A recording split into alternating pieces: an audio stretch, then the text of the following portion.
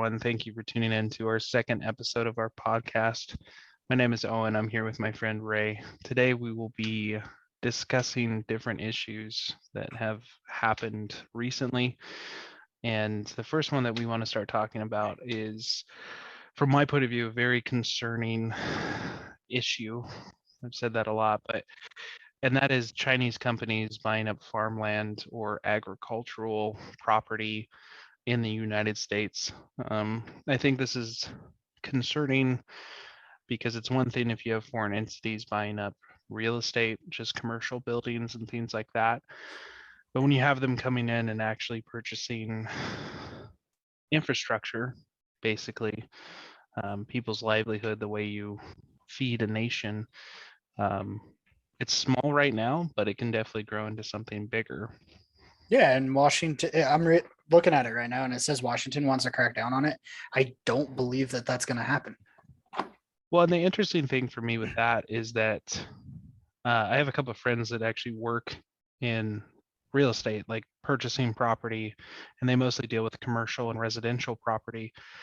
And one of the things they brought up, because I asked the question of why, I think we may have talked about this in the last episode, but why is the housing market so high right now in terms of prices? And inventory's low and the prices are really high.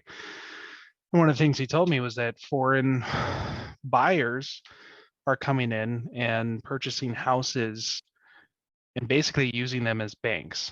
So they buy the houses, they invest in them, and they're building equity, but they don't live in the houses. They don't put people in the houses. They're just buying the property, letting it accrue wealth, and then selling it. And if they're doing that, why is it hard to believe they're not doing that with farmland? But on top of that, they're able to do that with the housing market because there's no laws. There's nothing that prevents you from purchasing a house if you're a non-citizen. And I'm guessing that's probably the same way with farmland. Well, yeah, it would be the same, I would assume, unless you're buying a company. I think it would be the same, buying the farmland. Yeah, I don't think there's any kind of regulation on that whatsoever to prevent And that from happening. nor do I think there will ever be. I know it's talking about how they want there to be, and Congress and all that is wanting to put stuff in place, but I just they make money off of it as well as the foreigners. Right, because they're still making money off the taxation of the property. And I mean, in the article from Politico, it says they've only bought an estimated 192,000 agricultural acres at the start of 2020, which comparatively is small because estimated nearly 900 million acres of total American farmland. But I mean, that's how these things start. It starts out with small amounts. So it's not, from my point of view, it's not obvious. People Right. kind of just ignore it. They don't think it's a big deal. And then all of a sudden, they own half of all the agriculture. Yeah. And they could be doing that to put their own chemicals and stuff in it. Who knows what they're doing with it? I'm showing here that it is only 192,000 agricultural acres, but it's worth $1.9 billion. Yeah. It's $1.9 billion of our property, which is a lot of money. Yeah. Well, and even if I would take that a step further. That's 1.9 billion of just the actual physical property, right, that is possessed. That's not including what the potential production revenue would be. And that's the fact for me too, is that this land is used for farming, ranching, and forestry. So what do we have a shortage right now of, at least that we're being told? Wood. Lumber. Yeah. And they're controlling 192,000 agricultural acres, and part of that is forestry. And I mean, if you read any kind of strategy book, I guess you would say, I mean, if you read The Art of War, which was written by the Chinese, that's one of the things they specifically say in there, is that if you truly want to defeat your enemy, you control their infrastructure. Right. You don't just go in with troops and kill them and wipe them out, because you'll never actually defeat them. You have to control their food, Their their water. materials. Yeah. Because if you control that, they can't function. Nope. And that was just at the start of 2020.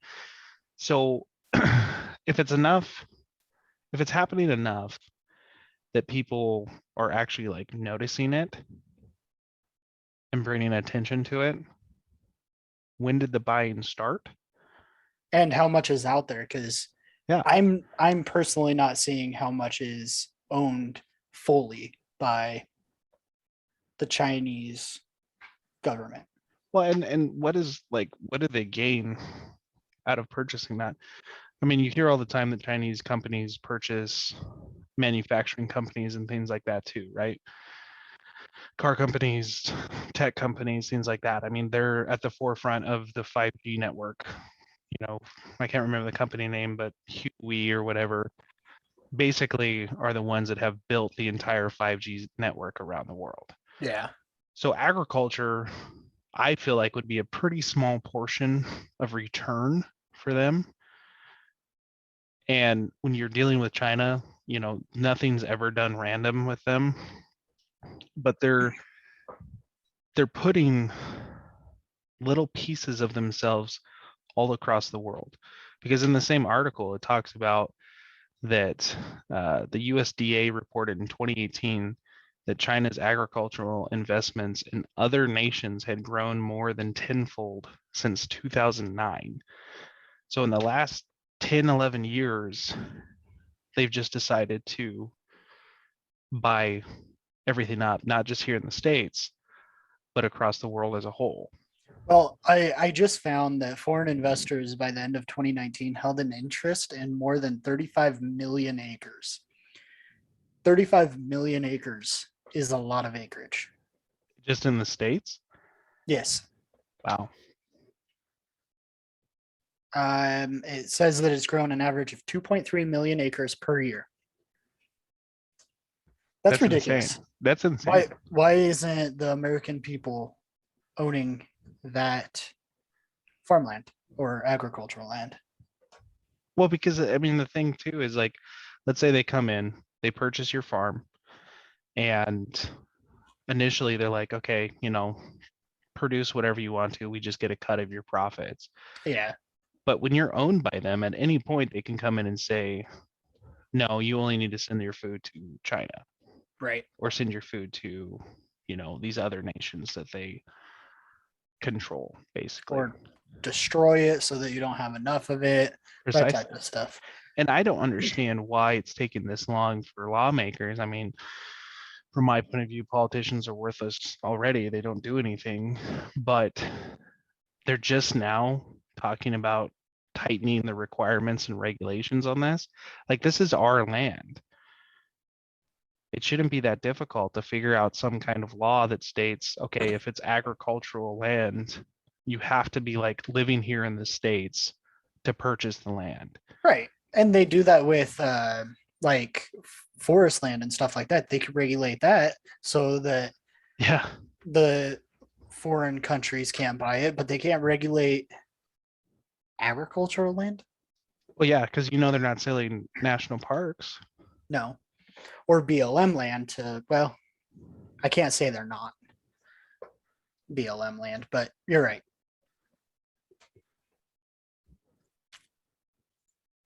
Well, I just read here, Texas has the largest amount of foreign held agricultural land at 4.4 million acres, followed by Maine and Alabama. I didn't even know Texas had that much agricultural land. What would be interesting to see is what the total is for Texas and compare that to what is currently owned. Because this article was read or written on July 19th of this year. Which is very recent. Yeah, that's like a week ago, 2 weeks ago. No, it literally is a week ago. So this came out a week ago, and they own, I mean, just in itself, 4.4 million. I mean, that's not just China. They're saying it's just foreign owned, but still, like in anybody's right mind, I don't understand how this is acceptable in any term. Like, again, it's one thing to sell commercial property to foreign investors, but it's crazy. And I think this is extremely dangerous. I mean, this just adds to the potential fall of our society, and we're supposed to just be comforted in knowing that our elected officials are going to do something about it. So that means they're going to talk about it for 3 years and then come out on the other side with really no solution. Right. They never come out with a solution. They'll just what I think is happening is China's going to buy up all the land. They're going to control it. And I heard what you were saying earlier about China was trying to get their fingers on multiple places in the world. That's how you show that you're a great power. Like America has a lot of different shoot, what's that called? Investments. Military bases in a Yeah. lot of Okay. different Yeah. countries. Well, I think that's the key, is the direction that each nation went on how they were like going to assert dominance. Because I think America, I mean, you've seen, I mean, anybody that's read American history knows that we've tried to be the police of the world, Right. which I was always taught was supposed to be what the UN's job was, but apparently it falls on us. But you're right, we do have bases literally everywhere in the world. We have the ability to deploy any military force in any theater of war. But you don't see us purchasing, I guess you would say, on the civil side of things, putting in our influence. And so I would say that obviously, I mean, China doesn't, at least that I know of, they don't have bases all over the world. But I do know that during the course of the Afghanistan war and Iraq war, China did set up bases in the Middle East. And they do work with nations in Africa and the Middle East. So they do have military presence over there. And the thing about it is what's more important, military bases or owning the other countries' Food supply. food supply, water supply, whatever, wood supply, whatever they're buying. Well, logically, you would say the infrastructure, but Right. I think, I mean, I think what happened honestly is once after Vietnam and we hit the 80s, we got kind of just blinded by, that sheer American firepower, that we would never need to worry about those things, because if someone messes with us, we'll just run in with our big guns and take it down. But if you can't feed your people, it doesn't matter how many guns and bullets you have if they're dying of starvation. Well, you could just be like North Korea, That's true. just shut down everything. No one Just knows anything. live off dirt and straw. Dirt and straw. I think that's the big thing, is the fact I mean, again, from my point of view, it's very obvious what China is trying to do. I've always speculated that at some point they're going to cash in the debt that we owe them. Oh yeah, for sure. And that's why they haven't done it yet. That's why they've never really said like pay us back. They've always been like, yeah, just keep borrowing, take as much as you need. Because eventually it's going to be so high. I mean, it already is. There's no way we could pay it back. That effectively they would own our nation Easily. if they wanted to cash that in and say, hey, it's time you paid this. And I think the only reason that they haven't done that is because it's the same reason the Japanese never wanted to invade the States directly, was because we have a standing military force, because we still have guns. Mm-hmm. But you don't need to worry about a guerrilla force in a nation if they can't feed themselves, if they can't build anything, That's they don't have gasoline. precisely it. But we're supposed to just, not think about this, because I had no idea about this until probably 3 months ago. I didn't know anything about it until I started researching that TikTok that the government was forcing people to destroy their crops, which was what, 2 weeks ago? Yeah. Well, and that's an interesting one because I mean, as we've spoken privately, there's some validity to that, but it also appears that, you know, if you can't sell the product, but if you just destroy it, you can still get subsidiaries and kickback from the Fed. Right. And so that one's a tough one because it could be just, farmers using the system to still come out on top. But Which I now it don't blame them because the government, well, they take, and that's all they do is take. right. So I guess the people could take back. Then there's no issue with that. But in today's day and age, because you hear a conspiracy theory and it's not really a conspiracy theory anymore because it turns out to just be true, it's hard not to believe that they are telling farmers to just destroy their crops, which is also just concerning as well. It very really is. Like if they're, I feel like they should sell it for less if they can't sell it, because that gives them the idea that all they have to do is destroy that food or whatever it is, and they're still gonna be fine. Yeah. They don't really have to work for it.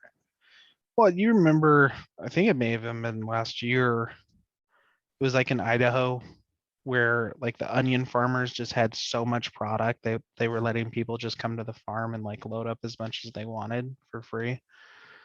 Yeah, I think that was a lot of places, Yeah, and they because were they were burying cows. I think if I remember correctly, burying cows.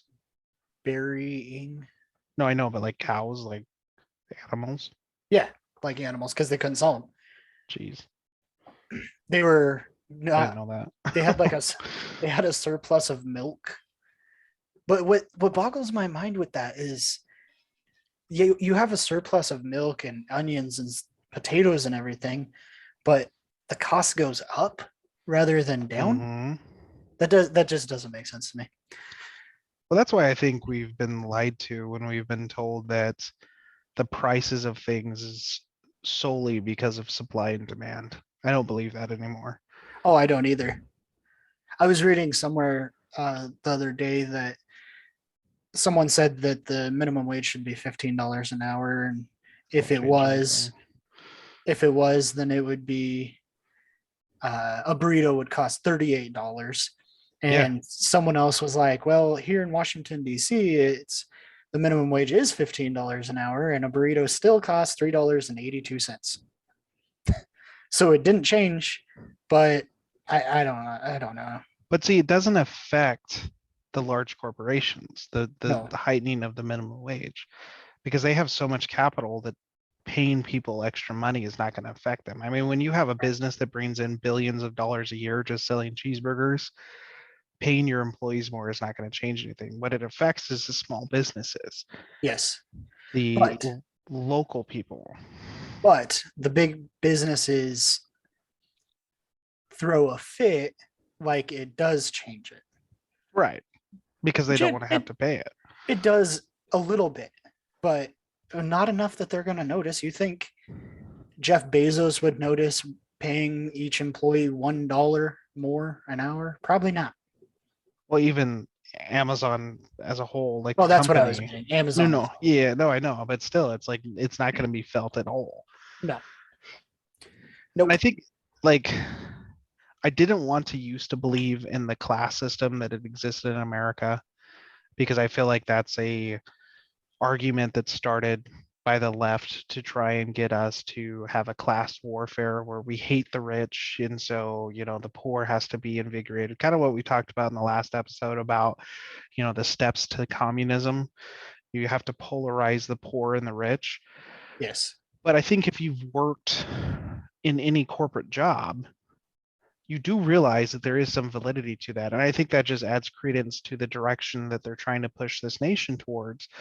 But when you work in a corporation and you happen to stumble upon how much the company is bringing in each year, and you realize that, let's say you got a company that has 200 managers, right, which are supposed to be higher paid than your normal employees.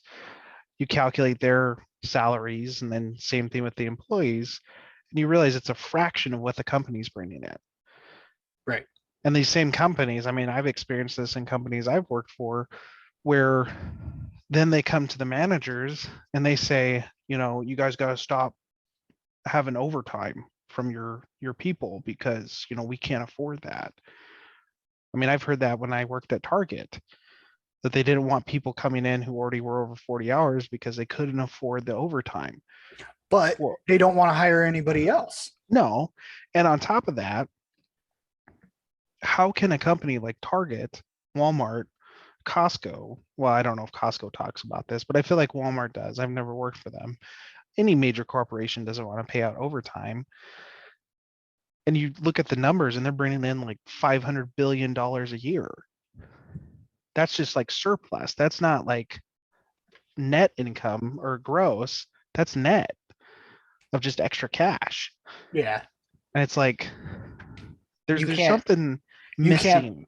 you can't pay that one employee an extra $35 for the hour. I don't know Yeah, how much it was, but whatever. but still. And it's like, I mean, I've seen the articles where I don't agree with, socialism and things like that, but one of the nice things they do is they do seem to provide more time off to their employees. And I've read articles where in America, we have the worst time off benefits of any nation, a first world nation, I'll put it that way, in the world. Oh yeah. Almost every other country has paid parental leave. Even Yeah, for the paternal father. leave. Yeah. Right. But America, they don't even have to pay you for maternal leave. They No. just have to And give you it off. and if you want to get paid for paternal leave, you just have to use your actual sick time. So Right. let's hope you don't actually get sick or have to have a surgery or something when you're caring for your newborn baby, because then you're screwed. And that's where I Yeah. think, like, ever since the Industrial Revolution, and I know this might be a controversial idea, but ever since the Industrial Revolution, we just have this like corporate machine where everybody in it is just a cog. You're easily replaceable, so they don't really care if they keep you around. And what that creates in these companies are people that are jumping around jobs all the time and lower quality work that gets done. Yes. I mean, like think about our parents' generation or the generation of our grandparents. You had people that would work at the same company literally their entire life. They would start there when they're like 18. And when they retired, they never worked for anyone else because they were taken care of. Right. And nowadays, I mean, I've been told this countless times that if you want to make more money, you have to move companies. That's the only way to make more money. And the only way to really, I mean, there is retirement out there, but the biggest way, really the only way, I know there's other places, but government work. Oh yeah. That is like if you want a retirement, you got to have that government work or Yeah. military or Which is still government. like I can't I just don't understand that these companies, these big companies can't take care of their employees after they've worked for them for 20, 30 years. Right? Just doesn't make sense to me. Like, thanks for doing your time, bro, but we don't have money for you. Yeah, exactly. Like I used to think back when I was a kid, I used to think that 20 years was retirement. And Oh now that I'm yeah. getting older, it's like, is there ever any such thing as retirement? I don't think so. I mean, the people have talked about it for years since I hit like 18, that most of the people in our generation will have to work until we die because what was in place for the people before us either does not exist anymore or it just can't financially support you. Or But won't exist? yeah, well, it's like Social Security. I mean, it's supposed to be gone by the time you and I are old enough to collect. Which is such BS because we're paying into it right now, but we probably Oh, won't see it. we pay a lot into it. Yeah. So where's that money going? I mean, we talked about this last time too, about how, there's obviously people on there that shouldn't be collecting it, but they never look into these people. They never actually do audits on people that aren't disabled or senior citizens. It's just a mess. They never do they never figure out who actually needs it and doesn't actually need it. Precisely. Unless you're one of the people that actually does need it, then I feel like they actually look into you, Well, that's the way anything happens. right? Just like tax audits. Oh, Yes. you're doing it right? Audit. Yep. We're gonna find out the small little thing you forgot to do so we can take you to court. Oh, you forgot to, or you had $1 off on your taxes. That sucks. That's a $40,000 fine right there. Yeah, exactly. Yeah. Well, the last thing I want to talk about as we're getting close to our ending time is what's your thoughts on the females being required now to register for the draft? The thing about that with me, if you want to be the same level as men, or not really the same level, that sounds bad, but It's true though. I'm gonna go with it because I don't have another word. If you want to be the same level as men, you have to do the same requirements. Just like when I was in the military, if you wanted to, or I always thought that a female should have to have the same requirements as a male within the PT test or anything like that, or for them to go into ranger school or any of that stuff. They should have the same requirements, not less. Yeah, I completely agree. And this has always been my argument against real movements that demand equality is it takes away what makes everybody special. And obviously that's like on a specific individual level. But the fact of the matter is women are very good at things that we are not. Men are very good at things that women are not. That doesn't make us not equal. What it makes us is unique and special because we complement each other and the way that our society functions. The problem that I've always had with feminism is that it removes the ability for both sexes to be phenomenal at certain things, but because it requires everyone to be brought down to a small level so that we can all be the same and be all treated and given the same opportunities. I am not a physicist, so I should not be given the opportunity to work as a physicist because I'm not good at that. I don't have the education. My brain isn't wired that way. But I'm not going to walk into a university and say, hey, you need to put me on your physicist team because I'm human and we're all equal here. And I want to be on your physicist team. Right. And that's what baffles me about this whole thing is, I mean, I'm not happy about it because personally, if I have a daughter, I don't want to have to worry about her going off to war or being part of the selective service. And that's not because I don't think she can handle it. No, it's because I value the life of my daughter and I don't want her to be exposed to things like that. I don't like that my boys may have to go off to war too. But it is a proven fact that men function better in traumatic, violent situations. Not all men. Again, this comes back to me about how equality doesn't work because there's certain men that aren't good at violence and aren't good at handling traumatic situations. And that's okay. That's why there's other places for them to serve. And I don't mean serve in the sense of the military, but serve its society and your country.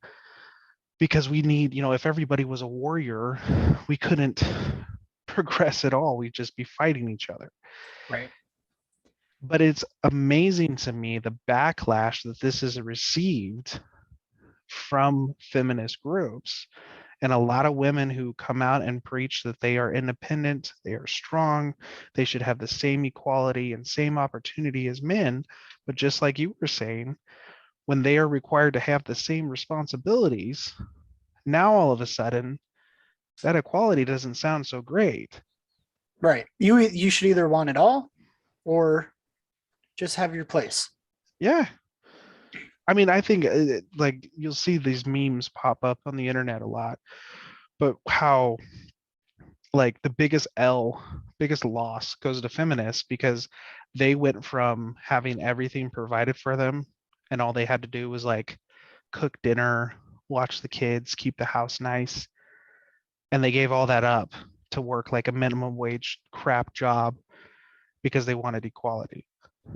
And I'm all for it. If women want to work and you want to be the bread maker or whatever you call it, that's fine. That's the beauty of America. You have that choice. But if you're going to fight and say we need to be treated exactly on the same level as men are, okay, let's do it. We'll Then treat you the same. you need to be treated the same across the boards, no And matter what. you need to own it. Right. They should be applauding this decision to bring women into selective service because that they've reached the pinnacle of the fight for equality that they've been screaming about. But they don't want it. Not now. And what's funny too is that in countries like Israel, that is the case. Women also have to serve the mandatory 2 years in the military. Right. But if you talk to or see the opinion of most Israeli women, most of them are not bleeding heart feminists, but they're okay with their service. And that's kind of a peculiar thing to me because, again, I don't want to see our women sign up for the selective service. And I'll be clear when I say it's not because I think they're weak or, women don't have a place in men's environments or anything like that. But it's personally because I value the women in our country, our lives, and our families. But it's interesting that a nation that is landlocked in war 24/7, whether you support what they do or not, it's a fact, and their women are okay with having to serve because I think they understand that this is their survival. But it was Right. okay to send our sons, our brothers, our husbands, our fathers off to war to die in these countries that we don't care about and don't care about what we're doing there. That was okay. We weren't going to protest that. But the moment it bleeds over into everyone in the nation as a whole, that's where we have an issue. Yeah, I don't understand this country. It's all the brainwash everybody has done throughout the years. Well, it reminds me of like you actually see some people from the Black community that are talking about now, like where did BLM go? Like Yeah. where was the last Black Lives Matter protest? You know, before Silent. got in. Yeah. And It's all for a fact, it's all an agenda. if we make it to the next 4 years for another election, for a fact there's going to be BLM protests and riots. Oh, We're going to yep. talk about the oppression in America and racism and all those things like that. But Right. it's crazy to me that the majority of people don't want to ask those questions. I mean, even in Seattle, where the riots and protests were horrible, no one has like stepped outside the front door and been like, man, it's been awfully quiet recently. Like, where's Antifa? The only place that I know they're still active is Portland. Well, that's a shithole. So, Well, it is, but no they were offense on if this you're from Portland. right, but it is. I mean, let's be honest. Yeah, It's like Detroit now. in Chicago.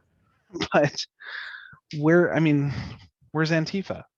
They were on this crusade to end fascism. And if anything, the current government we have now is more fascist than we've had in a long time. Or Well, ever. it's all because Biden stepped in, wants to. He's the one that has stopped it. That's right. You're right. It's not because we don't have a TikTok guy. I mean, not a TikTok, a Twitter Orange man, crusader. orange Yeah. man bad. Uh, It's just crazy to me. I don't understand it. It's just all insanity. But thanks again, everyone, for tuning in. Yeah, and if you're here and you actually watch the whole thing, go ahead and put in the comments what you think about what we had to say. Absolutely. Because we like the debate. Please keep it Yes. respectful, but we love to have the discussion. Have a good night.